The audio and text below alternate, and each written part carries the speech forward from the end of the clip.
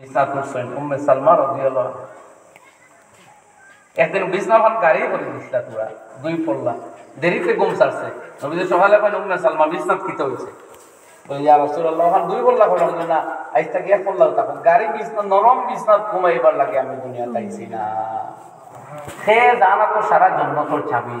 এই জন্নত না ঢুকলে কুলকায় না তোর মধ্যে আর কার জন্নত যাইতে পারছে জীবনে নরম বিছনাত ঘুমাইতাম আমরা গর্দভ বিছনাত ঘুমাইতাম পারি উম্মত খানো এলাম ঘুমাইতাম সেই রাসূল আকরাম সাল্লাল্লাহু আলাইহি সাল্লাম এদের প্রতিজন পিঠির 60 দাগ হয়েছে পিঠ মোবারক তোমার তো রোনে লাগে তোমার চিল্লাইয়া কান্দা শুরু করছো নবী যখন ও আমার কাটছো কেন কান্দো কেন বলে ইয়া রাসূলুল্লাহ আমি কান্দতাম না তো কিতা করতাম দুনিয়ার নাফরমান বড় বড় এসে বাচ্চার আলিশান বিল্ডিং বালাখানা আর আনন্দ দেখলে আর আপনি সাইয়্যিদুল মুরসালিন আপনি রাহমাতুল লিল আলামিন হাবিবুর রাব্বিল আলামিন আপনার পিঠে বিছনার চিহ্ন দেখা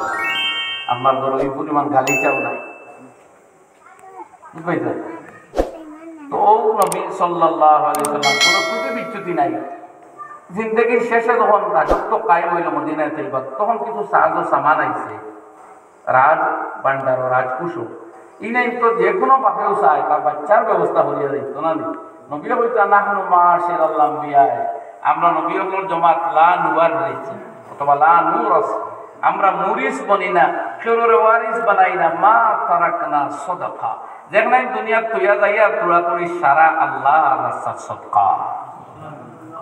ফাতেমাতুজ জাহরা রাদিয়াল্লাহু আনহা আবু বকরকে গিয়া কইতরা আপনি বললে আপনার মেয়ে ছেলে হইবা আপনার সম্পত্তির ওয়ারিস তো আমার বাবা দুনিয়া থেকে গেলে আমারে দেও না বলে ও ফাতেমাতুজ জাহরা যেটা লাগে রাজকুশটাকে আমি দিলাইব মগর নবীর সম্পত্তি পাঠিতাম পারতাম না নবী জানাইয়া দিলাইছেন তার সম্পত্তির কোনো বায় বন্টন চলতো না